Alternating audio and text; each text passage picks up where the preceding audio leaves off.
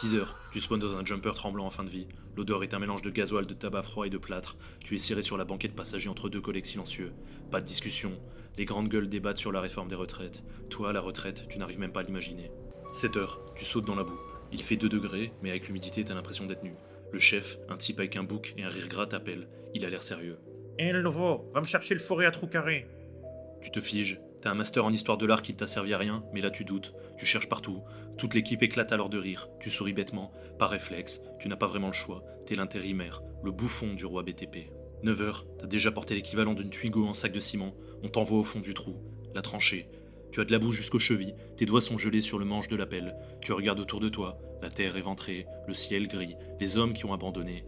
Tu penses alors à ton arrière-grand-père à Verdun. Lui, il montait à l'assaut sous les obus pour sauver la patrie. Toi, tu poses du PVC de sang pour évacuer la future mère de Magalax.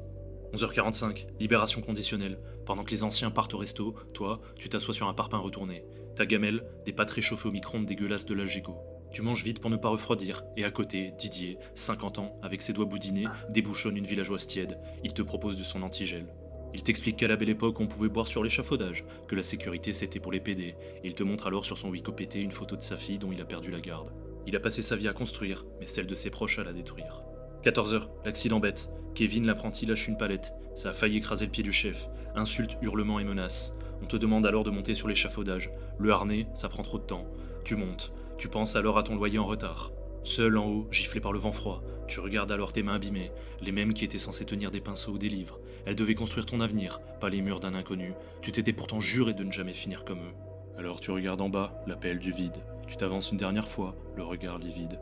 Une dernière inspiration, tu ne trembles pas, et tu sais que plus jamais tu ne sentiras le froid.